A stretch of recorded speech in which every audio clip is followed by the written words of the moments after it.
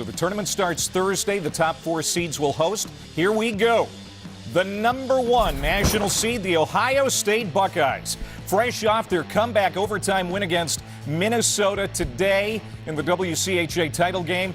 Buckeyes red hot. They've won 10 of their last 11.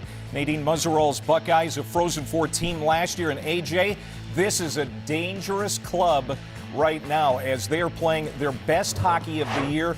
And again, winning that championship today, coming from behind 2 goals. Yeah, and you just look at the way they are locked in down the stretch, and they've, the top seeds have moved around a little bit, but the Ohio State Buckeyes have been fantastic. They're a very disciplined team. They've got great special teams. They've got a great goaltender in Amanda Thiele. It's for them to have beaten Minnesota today in the WCHA final game. They beat them 3 times in the regular season, so they've got to feel very good about their chances going into this tournament. Not to mention one of the best players in the country, Sophie Jakes, who's coming in as a Patty Kazmaier finalist, defenseman. Nadine Muzzerall's got to be happy. She's won national championships at Minnesota, but she's really taken it to the next level, leading this team heading into the championship. So walking away with the number 1 seed, they've got depth, they've got breadth, they've got everything. Yeah, Sophie Jakes, that was video from today's game winner. She had 2 goals all of last season, had 2 goals today, including the game-tying goal and the game winner. All right, so the Golden Gophers of Minnesota, they're going to have to settle for the number 2 national seed. The WCHA regular season champs back in the tournament after being left out of the field last season for the first time in 15 years. This is the program's 19th appearance. That's the most all time. Brad Frost Gophers have arguably the best top line in the country. 6 national championships for Minnesota. This is a very good team again. The Gophers will try to win their first title since 2016. They are watching, probably a little disappointed. They didn't get the number 1 national seed, but this is a dangerous team in March. Well, and they have a lot of experience, and you mentioned Brad Frost, too, a 14-year head coach of this team. You mentioned that top line, too. Taylor Heisey leads this nation in scoring this year, so she's been a big part of that offense, but so has the secondary scoring, the second line, the third line. They have a relentless forecheck. They keep coming at teams, and that's something that they're going to rely on. Brad Frost says that this team has an aura of confidence about them, but I also imagine it's a little bit of a chip on their shoulder. You mentioned 19 times they've been in this tournament. It's out of 21 years. Yeah. So, we look at that. They were left off last year. They're ready to be back. Yeah, licking their wounds a little bit right now, but still a very good team. All right, so the Northeastern Huskies back for another run. They're going to be the 3 seed. The champions of Hockey East, an unprecedented 5th straight time. Dave Flint got his squad to the national title game last year before losing in overtime to Wisconsin. A lot of stars came back this year, including last year's Patty Kaz winner, Erin Frankel, between the pipes, Angela. Yeah, you're right. Erin Frankel, just outstanding. The Patty Kaz winner. She's doing it again this year with her numbers. She leads goals against average over 1.03, shutouts 11, save percentage .957. She's unbelievable, but she has people in front of her. Elena Mueller just coming hot off the Olympics, the Swiss forward who leads the team with 38 points, 2 points per game leading the team there as well. And can't forget the D, Skylar Fontaine, with 48 points, which is unbelievable for a D. So they have, again, a mix of players and a lot of returning players coming back from that runner-up status just last year. A lot going on. All right, Northeastern back in the tournament again. The Colgate Raiders won that challenging ECAC tournament for their 2nd straight year. They're the 4 seed. It's their 3rd appearance for Colgate under Greg Fargo. Kalti Kaltenkova from the Czech Republic, one of the top goal scorers in the country, AJ. Yeah, they have been one of the top offensive teams in the country, and you mentioned they do have a couple superstars, but they do it by committee. They've got a very deep roster.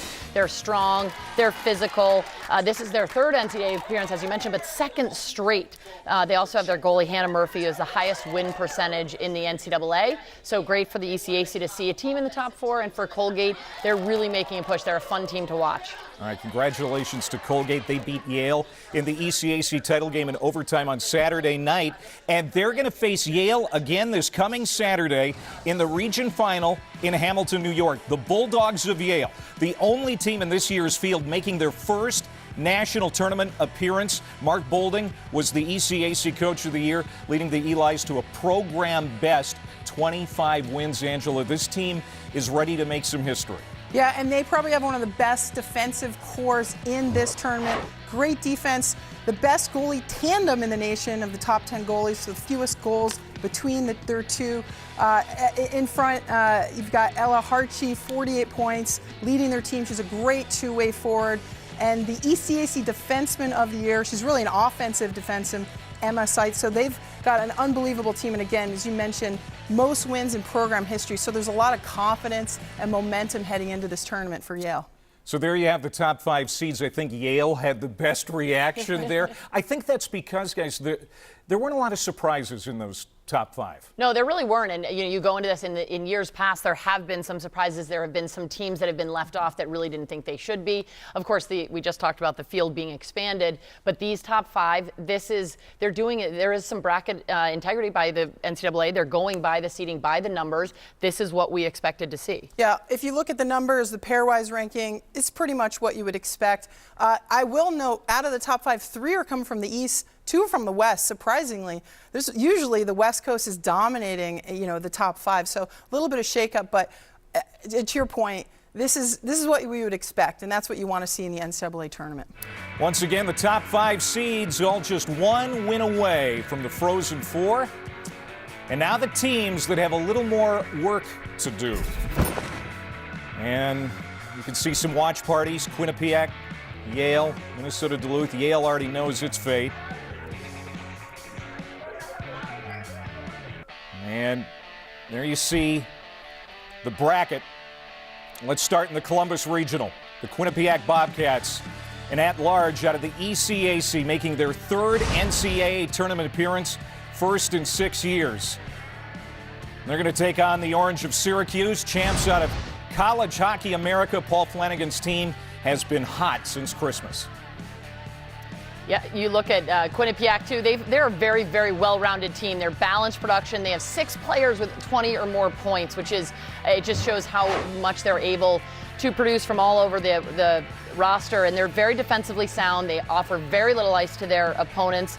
Opportunistic offensively. They're physical. They're smart. They had a good run in the ECAC. They lost to Colgate in the semifinals, but they're ready to go. Yeah, up against Syracuse, the CHA regular season title. Paul Flanagan, as we mentioned, this will be their 2nd NCAA tournament appearance. They're very defensively minded. It's a great thing for this tournament. But they got 30 points out of their leading scorer, Abby Malotny, and unbeaten. A lot of momentum again in the last 11 of 12 games. So they've got a lot in the back half of the season. And they're the champs of College Hockey America. So it'll be a good matchup between these two. Yeah, so those teams are going to meet Thursday night in Columbus. And good luck to the winner, because they're going to get the #1 seed, Ohio State, Saturday in the region final. All right, so now to the Boston Regional. This should be good. Wisconsin is back to defend its national championship. Of course, the Badgers led by Darryl Watson, goaltender Kennedy Blair, who came back for the bonus COVID year. The Badgers have 6 national titles, always dangerous this time of year, the Wisconsin Badgers. And they're going to play the Clarkson Golden Knights. Matt DeRozier's team likely breathing a big sigh of relief. They lost 6 of their last 8 games, but their bubble does not burst tonight.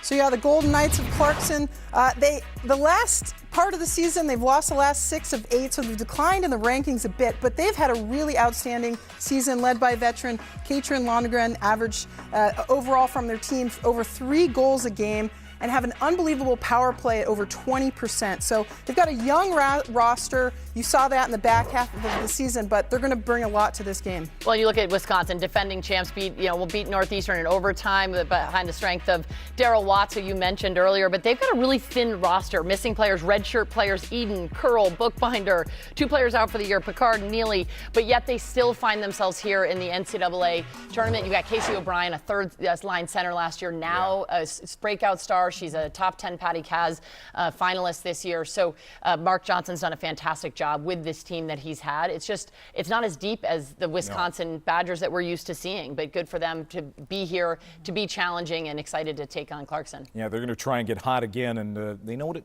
takes to win this time of year. Wisconsin and Clarkson Thursday night for the right to play Northeastern. All right, finally, the Minneapolis Regional. The Bulldogs of Minnesota Duluth Out of the WCHA, one of the pillars of the sport with 5 national titles. They made the Frozen Four last year. They've got a good team again this season, and they're going to make the short drive down I-35 to take on the Crimson of Harvard. Katie Stone, now in her 27th season as head coach, led the team to the ECAC regular season title, but they got upset by Princeton in the league tournament, so they kind of ended on a down note, AJ. Yeah, they did, but you look at Minnesota Duluth, they're going to be playing in Minnesota. They've got a much shorter trip, and Minnesota's won 5 NCAA titles overall in their career, in their history rather, but none since 2010. So they certainly are eager to get back on top of the championship here. They did make it to the Frozen Four last year, but in the regular season this year, they beat Ohio, they beat Minnesota, and they beat Harvard, each of them twice. So they are primed. They feel good about it. They have confidence. They've got a 5th-year senior in Elizabeth Giguere, 2020 Kazmaier winner who came over from Clarkson. So they certainly have fantastic leadership with her and Gabby Hughes as well. Yeah, and Harvard under Coach Katie Stone's helm, her 27th season, won the Ivy League and the ECAC regular season for the first time in 8 years. They were upset by Princeton, but they've got, again, a great stack of players. Becca Gilmore at 45 points, Emma Buckles, who was the first team ECAC. Harvard's got I think, again, played well in the back half of the season, was upset by Princeton, so has got to be happy with this. I remember playing Duluth. That rivalry doesn't go away, so I'm looking forward to this matchup personally. 11 teams. It makes for a unique bracket, but again, the growth of this sport, it's great to see that it's gone from 8 to 11, and I think it's going to make for a fun couple of weeks. It is, and you look at this regional semifinals right there. They've got an opportunity to travel to the, they know who they would play, what they're playing for, to beat this team and then move on to the top, one of the top 4 here. So it's exciting. I think that all these teams, anybody can do it. Yeah, I was just going to make that point. It speaks to the depth of women's hockey. It's absolutely grown in the past few years. Teams are putting out scholarships. They're giving more opportunities to these young women to get a college education. And the depth of hockey, I mean, any one of these teams could show up. Obviously, we're going to look at the top 5, top 6, but any one of these teams could upset, and that's something we didn't see when we were playing.